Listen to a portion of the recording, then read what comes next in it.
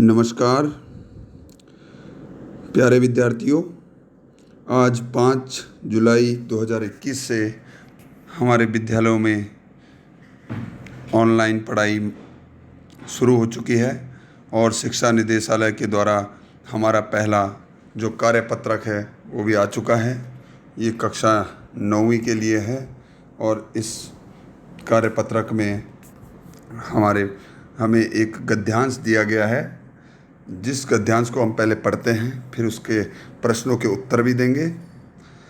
तो गद्यांश जो है वो इस प्रकार है कि पहला शुरुआत करते हैं। महात्मा गांधी जी की ये बात स्वच्छता पर भी लागू होती है कि अगर हम समाज में बदलाव देखना चाहते हैं तो सर्वप्रथम हमें स्वयं को बदलना होगा। यदि समाज को, महात्मा गांधी जी ने कहा था कि यदि समाज को हम बदलना चाहते हैं तो सबसे पहले हमें खुद को बदलना होगा।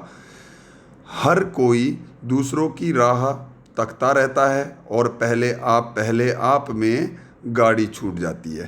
तो क्या है कि हम ये सोचते हैं कि अरे छोड़ो, इसको रहने दो, दूसरा कर देगा, भाई जिसका काम है वो करेगा, तो क्यों ना उसे हम खुद ही कर लें। अब इसी चक्कर में वो सारा का सारा पूरा किया दरा खराब हो चुका होता है। भाई कुछ हम भी तो कर सकते हैं, तो खुद भी कर लेना चाहिए। तो इसमें साफ सफाई से हमारा तन मन दोनों स्वस्थ और सुरक्षित रहता है। जो साफ सफाई जो है हमारे लिए क्यों महत्वपूर्ण है? इससे तन और मन दोनों सुरक्षित रहते हैं।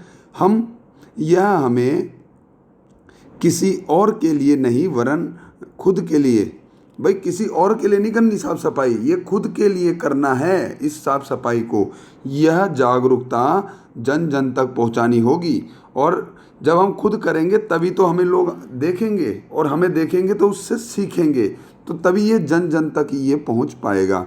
हमें इसके लिए ज़मीनी स्तर से लगकर काम करना होगा।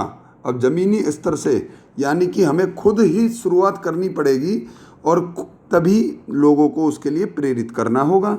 जैसे कि 2 अक्टूबर 2014 में हमारे देश के प्रधानमंत्री नरेंद्र मोदी जी ने स्वच्छता अभियान की एक शुरुआत करी थी। तो सबसे पहले उन्होंने खुद ही झाड़ू लगाया था और यहीं दिल्ली में वाल्मीकि बस्ती नई दिल्ली में है, वहाँ पर वाल्मीकि मंदिर के परिसर में उन्होंने खुद ही झाड़ू पकड़ा था और खुद ही साफ किया था।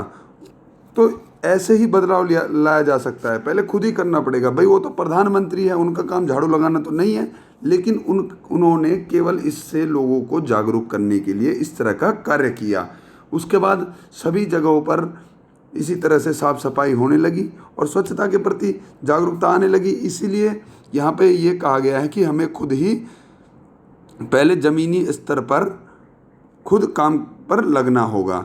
हमें बचपन से ही बच्चों में सफाई की आदत डालनी होगी। तो ये जो काम होता है बचपन से ही डाली जाएगी तो आगे भी ये जारी रहता है। बच्चा पहले से ही सीखता है, बचपन से ही सीखता है। आगे देखिए, उन्हें सिखाना होगा कि एक कुत्ता भी जहाँ बैठता है उस जगह को झाड़ पोंछ कर बैठता है। यदि कुत्ता भी ज़मीन पे बैठ रहा है ना तो वो पहले साफ सफाई करता है वहाँ पे, तब जाके बैठता है। यह जानवरों में साफ सफाई के प्रति जब जानवरों में इतनी जागरूकता है तो भाई हमारे में क्यों नहीं है ना? तो हम तो इंसान हैं, वो तो जानवर है, लेकिन जानवर भी साफ सफाई कर रहा है तो हम क्यों नहीं कर रहे भाई?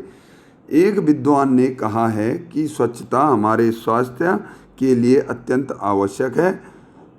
यदि हम अपने जीवन में स्वच्छता को अपनाएंगे तो निश्चित तौर पे हम क्या होंगे? स्वस्थ और प्रसन्न चित्त रहेंगे। स्वच्छता एक वरदान है। यदि हम अपने आसपास साफ सफाई करके रखेंगे, स्वच्छता रखेंगे तो हम स्वस्थ तो रहेंगे, उसके साथ ही हमारा जो मन होगा वो भी प्रसन्नचित्त रहेगा, यानी कि प्रसन्न रहेगा। स्वच्छता एक वरदान है जो मनुष्य को निरंतर प्रगति और विकास की ओर आगे बढ़ने की प्रेरणा देता है। जो स्वच्छता है वो हमें आगे बढ़ने की, निरंतर आगे बढ़ने की, विकास करने की, प्रगति करने की जो है प्रेरणा देता है।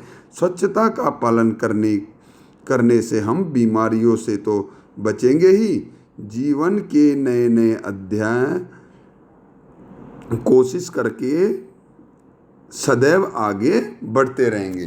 तो स्वच्छता का पालन करने से हम आगे बढ़ते रहेंगे, नए नए अध्याय लिखेंगे अपने जीवन में। तो यहाँ पर ये कहा गया। तो ये हमारा जो है गद्यांश था। इस गद्यांश के कुछ प्रश्न हैं, नीचे दिए गए हैं। पहला प्रश्न हम क वाला जो है उसको हम पढ़ते हैं। हम बीमारियों से किस तरह बच सकते हैं? तो बीमारियों से बचने के लिए सबसे पहले क्या है?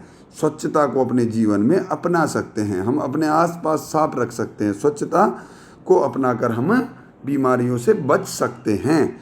तो अगला ख वाला जो हमारा अगला प्रश्न है, स्वच्छता को एक वरदान कहा गया है, क्यों?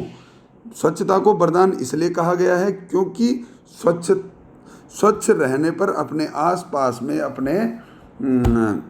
आसपास में स्वच्छता रखने पर हम स्वस्थ भी रहते हैं और प्रसन्नचित्त भी रहते हैं, इसलिए इसे वरदान कहा गया है। आगे देखिए, हम किस प्रकार सही चुनाव करके सफलता प्राप्त कर सकते हैं? तो सफलता कब प्राप्त कर सकते हैं? जब हम स्वच्छता का पालन करेंगे, स्वच्छ रहेंगे, स्वस्थ रहेंगे, प्रसन्नचित्त रहेंगे, तभी हम सफलता प्राप्त कर सकते हैं। समाज में बदलाव लाने के लिए अगला घ वाला जो हमारा है वो प्रश्न है, समाज में बदलाव लाने के लिए हमें क्या करना चाहिए? तो समाज में अगर हमें बदलाव लाना है तो सबसे पहले हमें खुद ही काम में जुट जाना है। पहले आप वाली जो स्थिति है वो नहीं लानी है और ज़मीनी स्तर से हमें जुड़ना चाहिए, खुद ही मेहनत करनी चाहिए, तभी हम समाज में बदलाव ला सकते हैं। क्योंकि समाज जब देखेगा कि हम खुद साफ सफाई रख रहे हैं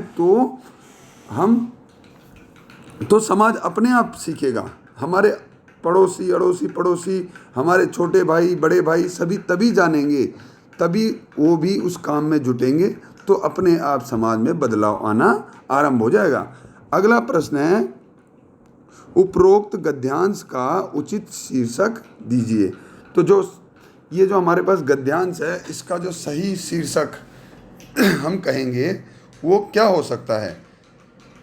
तो इसका सही शीर्षक हो सकता है स्वच्छता का महत्व। स्वच्छता भी लिख सकते हैं, स्वच्छता का महत्व भी लिख सकते हैं हम, और स्वस्थ और प्रसन्नचित्त रहने के लिए स्वच्छता आवश्यक है। ठीक है, तो इसका सही वैसे माना जाए तो ये होगा कि स्वच्छता का महत्व।